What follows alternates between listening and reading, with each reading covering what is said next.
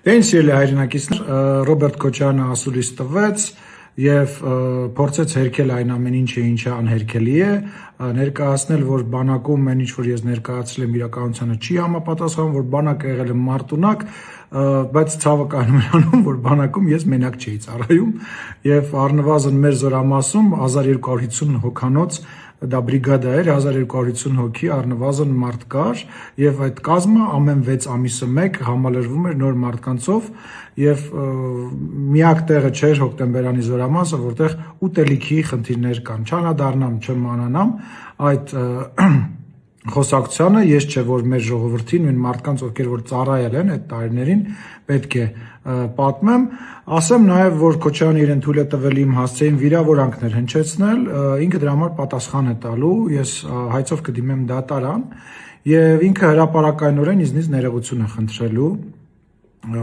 եւ այն գումարը, որ ինքը կփոխհատուցի, այդ գումարից ես գումար կհատկացնեմ, կանանձնացնեմ եւ ծաղիկներ կխոնարհեմ մարտի 1-ի հուշարձանի մոտ եւ հոկտեմբերի 27-ի հուշարձանի մոտ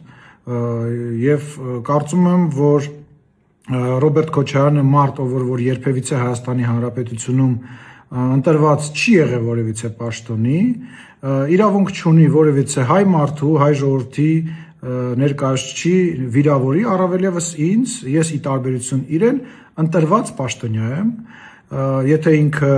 խնդիրներ ունի, որ ես ասում եմ, որ ինքը չի ընտրվել երբևիցե Հայաստանի Հանրապետությունում որևիցե բարձր պաշտոնի, կարող է դիմել դատարան, ես մեծ հաճույքով այդ դատական գործի մեջ կներքաշվեմ եւ մենք քննարկենք արդյոք Ռոբերտ Քոչարյանը երբևիցե Հայաստանի Հանրապետություն որևիցե ընտրություն է հաղթել թե ոչ, բայց ես վստահ եմ, որ ինքը այս խոսակցության մեջ չի մտնի։ Փոխարենը ինքը պետք է պատրաստվի հրապարակայնորեն ներողություն խնդրի ինձանից, լավ կլինի նաեւ հայ ժողովրդից ներողություն խնդրի այն ամեն ինչի համար ինչ որ ինքը եւ իր շրջապատը արել են հայ ժողովրդի գլխին իր կառավարման 10 տարիների ընթացքում։ Շնորհակալություն, լավ մնացեք։ Հավանիչ տեսանյութը եւ բաժանորդագրվիչ նորությունները բաց չթողնելու համար